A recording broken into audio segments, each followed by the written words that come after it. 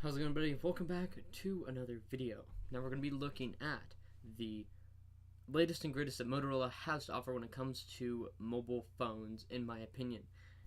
It is the Moto Z3.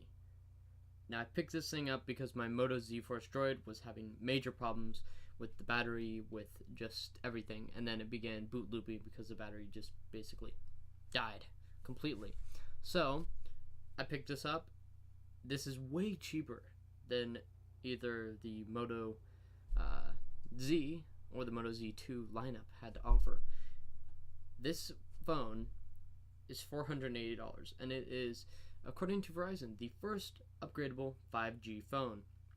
Now, let's get into the tech specs of this phone. It has an 8-core Qualcomm Snapdragon 835, which is really snappy, and it has the Cryo architecture, which allows 4 cores to be high powered and 4 cores to be low powered, so it can really save battery. Now I've got this thing to go 16 hours on just, really I would consider heavy usage, which is PUBG, watching YouTube for like a solid 2 hours, so I would get a total of 5 hours of screen on time out of the 16 hours, but in the background it'd be downloading updates, or the location services would be going, and then when it was on, the brightness was set to auto adjust, but I would have it at 50%, so it'd only go up to 50% supposedly. It has 4 gigabytes of RAM. That's all they said. I didn't see any DDR4 or DDR3 specification for it. It has a 3000 milliamp hour battery, which is a step down from the 3500 that the Moto Z4 Droid had, but it still lasts longer than that one ever did. Even when I got it brand new, it still works much better than that one did. It can support 2 terabytes of SD card storage. The model I have, which is a 4 gigabyte of RAM model, has 64 gigabytes of internal storage, but 2 terabytes of micro SD, even though they don't have up that much, but that has been released. It's still really nice to have that upgradability, but most likely the phone's going to be outdated before they come out with a 2 terabyte. I think they might surprise me. Currently I have a 128 gigabyte in this. The screen is a 2560 by 1080 with the 18:9 aspect ratio. Now, it's sharp. Like, it's a crazy sharp screen. I can't really represent it on camera because I only shoot in 720p currently. You can actually see right here, this little flashing down. I'm not sure if you guys can really see it. That is actually the autofocus for the camera, which it also has it on the back, but currently it's not running. Let's get into the camera. It has an 8 megapixel selfie shooter here on the front. You guys can barely see that because I'm not shooting in the greatest quality. On the back side, it has 2 12 megapixel cameras for shooting in much better quality, they say, adds depth to the photo.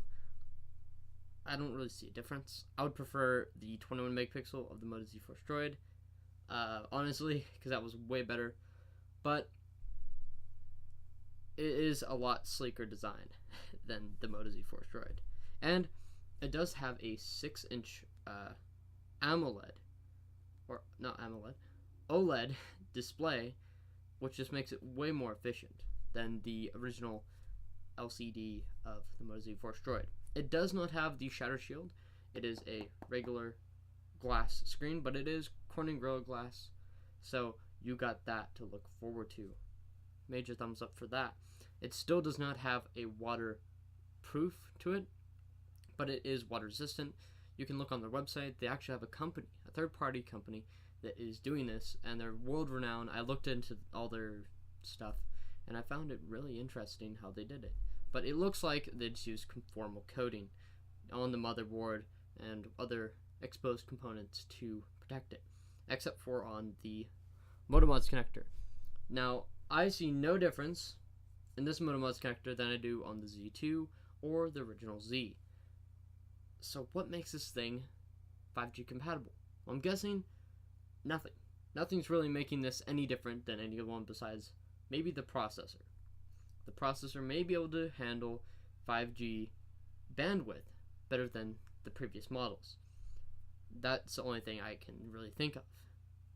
You know, maybe they upgrade the connector on the inside or the chip that manages all that, but I don't really see anything different that would cause it to be compatible with 5G.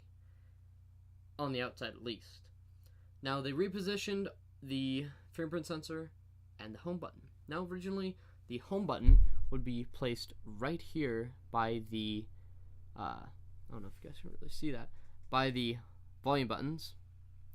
But instead, down here they now have the fingerprint sensor. Now it is still as snappy as before.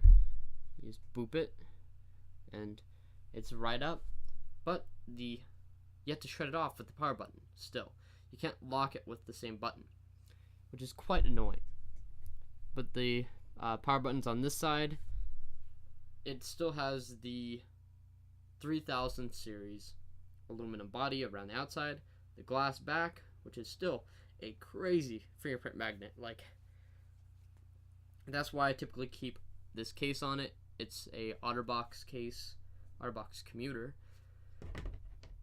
I am not a fan of OtterBox, but they seem to have good quality when it comes to these phones. When I have to migrate over to a different phone, then I guess I'll see if they have OtterBox, because it protected my Moto Z Force Droid when it was on.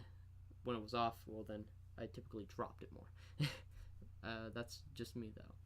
It is still completely compatible with all the Moto mods, such as the Turbo Power Pack, which is going to give you a huge boost. Like, I haven't been using my battery packs at all, but like, they still, come on, hell. Also, it does have facial recognition. It doesn't have an iris scanner or anything. It just uses the picture of your face to recognize you and log you in like that. And it's still quite snappy. Like, I don't know how to demonstrate this, but you guys get to see the setup, I guess.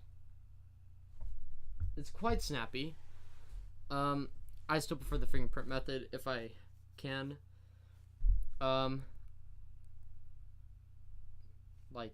I'd still prefer the fingerprint method.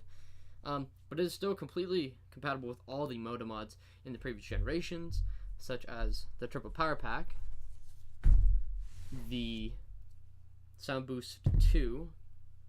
Now, they do have an app for it. I never got around to reviewing it, though, because I didn't really see a point in reviewing the app.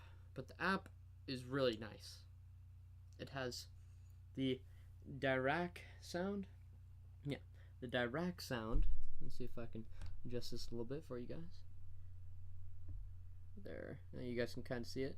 The Dirac sound and the equalizer. Okay. So, alright. Awesome. It does sound really good with it. It adds a little bit more surround sound effect to it, but it's a small download. If you have the Moto Z2, not the Moto Z2, the Sound Boost 2 from JBL, I recommend the app. It's a no-brainer, but it does not work with the original Sound Boost. It still works with mods such as the Hasselblad True Zoom. Perfectly fine. Still works great. And I had a bug with my with the Moto Z Force Droid where it would,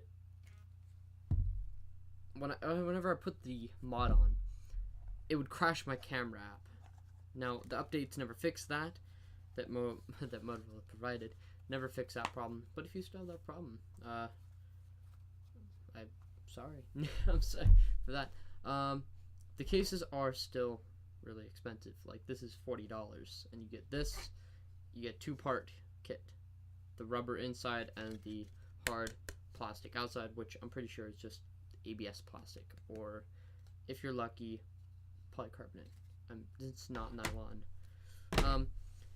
Anyways, hope you guys really enjoyed the video. If there's any information that I missed in this review, please put it in the comment section down below. Ask the question. I will respond to you as quick as I possibly can, and I will see you guys in the next video. Until then, peace.